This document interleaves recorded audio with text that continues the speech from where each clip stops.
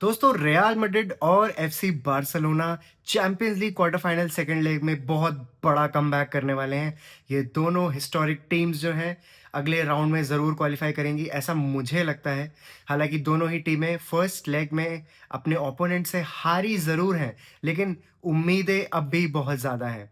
तो दोस्तों, इस वीडियो में हम बात करेंगे क्या रियल मैड्रिड और बार्सिलोना अपने अपने ओपोनेंट्स, जो कि रियल मैड्रिड का बायर्न म्यूनिख है और एफसी बार्सिलोना का एथलेटिको मैड्रिड, क्या ये दोनों टीम अपने राइवल्स को हराकर अगले राउंड में जा पाएंगी या नहीं?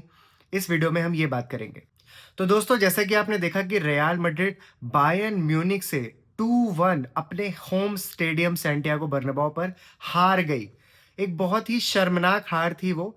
इतना ज़्यादा बायर्न म्यूनिख ने एक तरीके से ह्यूमिलिएट किया उस दिन रियल मैड्रिड को। उन्हीं के होम पे रियल मैड्रिड को इतने चांसेस नहीं मिले। हालांकि बायर्न म्यूनिख के पास बहुत सारे चांसेस थे। दोस्तों, मैं कहूँगा कि बायर्न म्यूनिख के पास सबसे बड़ी डिसएडवांटेज सेकंड लेग में ये है कि उसने फर्स्ट लेग में अपना काम पूरा नहीं किया। और मैं ही नहीं कह रहा हूँ, ये बात टोनी क्रूस, रियल मैड्रिड और बायर्न म्यूनिख में खेल चुके एक लेजेंड मिडफील्डर, आप सब जानते ही होंगे, कुछ टाइम पहले ही रियल मैड्रिड से रिटायर हुए हैं। उन्होंने भी ये बात बोली है। उन्होंने ये बोला है कि Bayern Munich were very good in the first leg, but Bayern Munich lacked that finishing. वो फिनिशिंग जो बायर्न म्यूनिख को 3 या 4 गोल की लीड दे सकती थी रियल मैड्रिड के अगेंस्ट। बायर्न म्यूनिख के पास चांसेस की कमी नहीं थी। बायर्न म्यूनिख के फ्लैंक से ओलीसे ने जिस तरीके से तहलका मचाया बर्नबाओ पे, लड़का ऐसा खेला जैसे बचपन से वहीं उसी ग्राउंड पे खेला है, पला-बला है। वहीं पे क्या कहते हैं, अपनी सारा पालन-पोषण उस बंदे ने किया है। इस तरीके से करेरास का भूत बनाया था ओलीसे ने फर्स्ट लेग में।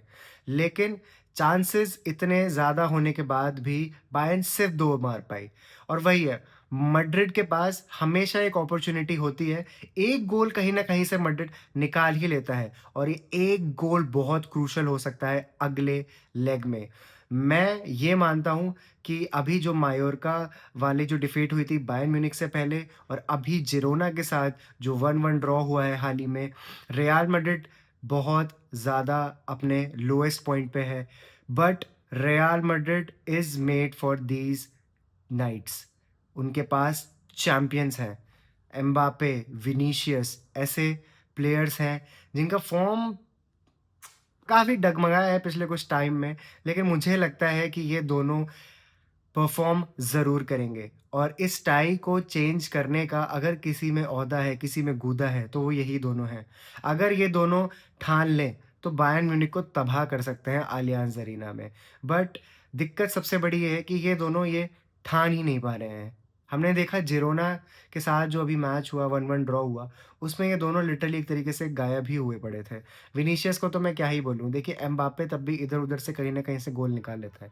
लेकिन विनीशियस वो नहीं कर पा रहा है। Vinicius has not been consistent बहुत टाइम से, सिर्फ़ इस सीज़न की बात नहीं कर रहा हूँ, पिछले सीज़न भी यही सीन था।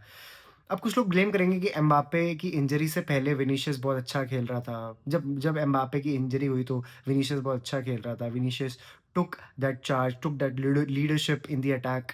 बट एम्बाप्पे के आने के बाद ही विनीशियस की रिदम तो गई ही गई, टीम की रिदम भी एक तरीके से पूरी तहस-नहस, चूर-चूर हो गई। बिकॉज़ एक्चुअली अगर हम देखें कि team was performing well, team was playing good, team was getting the results. But Mbappe के आने के बाद अगर हम स्टैट्स वाइज़ देखें तो नहीं, ऐसा कुछ हुआ नहीं है कि टीम बहुत अच्छा परफॉर्म कर रही है।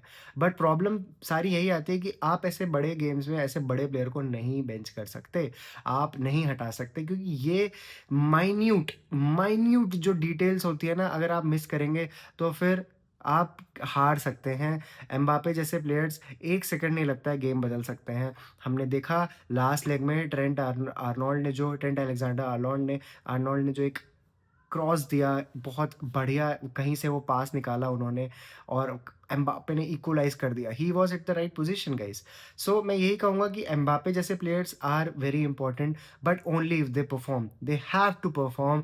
एंड नहीं तो रियल मैड्रिड इस सीज़न ट्रॉफीलेस जा सकती है। हमने देखा है कि बार्सिलोना लगभग एक तरीके से इतनी लंबी लीड बना चुकी है अभी ला लीगा में, तो मोस्ट प्रोबेबली मैं कहूँगा 99% ला लीगा बार्सिलोना को ही जा रहा है अंटिल एंड अनलेस वो कुछ ऐसे मेजर डाउनफॉल हो जाए बार्सिलोना में, जो मुझे होता हुआ नहीं दिख रहा है। ला लीगा में they have been very consistent I would say, but Real Madrid has not done that. And Real Madrid को अब सोचना होगा, आर्बेलोआ को सोचना होगा कुछ एक नई टैक्टिक्स के बारे में, because you can not just send your players without a vision. अगर आप विजन के बिना खिलाओगे तो बायर्न म्यूनिख आपको तोड़ के रख देगी, मरोड़ के रख देगी, विंसेंट कंपनी ऐसे दबा के मार देगा आपको। और रियल मैड्रिड को यहाँ ये भी ध्यान रखना पड़ेगा कि ये सीज़न ट्रॉफीलेस गया तो लगातार 2 सीज़न आप ट्रॉफीलेस जाएँगे। बहुत बड़ी बात है, बहुत शर्मनाक बात है रियल मैड्रिड जैसे क्लब के लिए, जो ट्रॉफीज़ के लिए जाना जाता है, सबसे ज़्यादा चैंपियंस लीग इस क्लब के पास है। सो एक बहुत ही शर्मनाक हार होगी अगर रियल मैड्रिड यहाँ पर हारता है। दोस्तों, बार्सिलोना की बात करें तो बार्सिलोना कि किस्मत भी मैं कहूँगा और उनके प्लेयर्स की एक फुलिशनेस भी थी जिसकी वजह से बार्सिलोना फर्स्ट लेग में हार गई। कुबार्सी ने वो रेड कार्ड ले लिया, उसके बाद बहुत सारी चीज़ें खराब होती चली गई बार्सिलोना के लिए। हालाँकि बार्सिलोना ने काफ़ी हद तक डोमिनेट भी किया गेम को, एथलेटी ने भी अच्छी फाइट दी, 2-0 स्कोर रहा था एथलेटी, सेकंड लेग में लीड के साथ जा रही है और मुझे लगता है कि बहुत टफ और एक एक इंटरेस्टिंग मैच होने वाला है बार्सिलोना और एथलेटिक के बीच।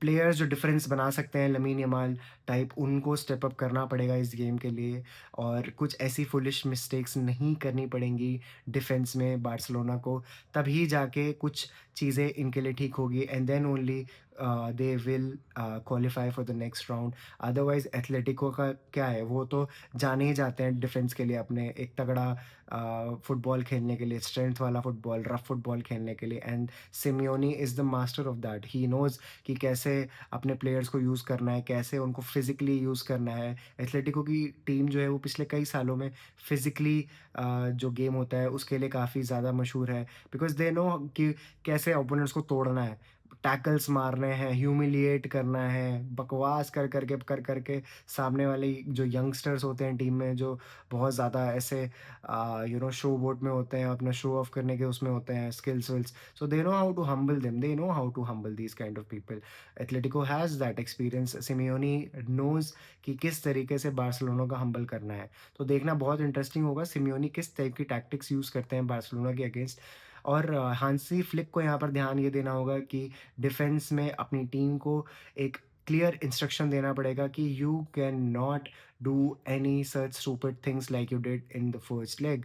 आपने बहुत अच्छा गेम खेला, बट आपकी एक मिस्टेक ने आपकी टीम को अभी 2-0 की डिफीट की ओर ले गया वो। और अगर आपको ये मैच जीतना है, सेकेंड लेग जीतना है, सेमीफाइनल के लिए क्वालिफाई करना है चैंपियंस लीग में, तो आपको एक कैरेक्टर दिखाना पड़ेगा। नहीं तो आप बाहर हैं, एथलेटिको अगले राउंड के लिए क्वालिफाई करना उसका लगभग फिर तय है। तो दोस्तों, रियल मैड्रिड और बार्सिलोना बस अभी कुछ ही दिनों में ये क्वार्टर फाइनल्स का सेकंड लेग खेलेंगी अपनी-अपनी टीम्स के अगेंस्ट। देखना बहुत इंटरेस्टिंग होगा कि 2 स्पेनिश जायंट्स का फ्यूचर क्या होता है इस सीज़न चैंपियंस लीग में। आपको ये वीडियो कैसा लगा और आपको क्या लगता है कि चैंपियंस लीग में रियल मैड्रिड और बार्सिलोना का क्या होने वाला है? क्या ये दोनों टीम क्वालिफाई करेंगी अगले राउंड के लिए? और अगर नहीं करेंगी तो क्यों नहीं करेंगी? ये भी आप ज़रूर कमेंट में बताइएगा। आपको ये वीडियो कैसा लगा? आप लाइक करके ज़रूर बता सकते हैं, डिसलाइक भी करके बता सकते हैं अगर आपको मेरी कोई बात गलत लगी, बुरी लगी। और चैनल पर बने रहिए, ऐसे और वीडियोज़ आते रहेंगे।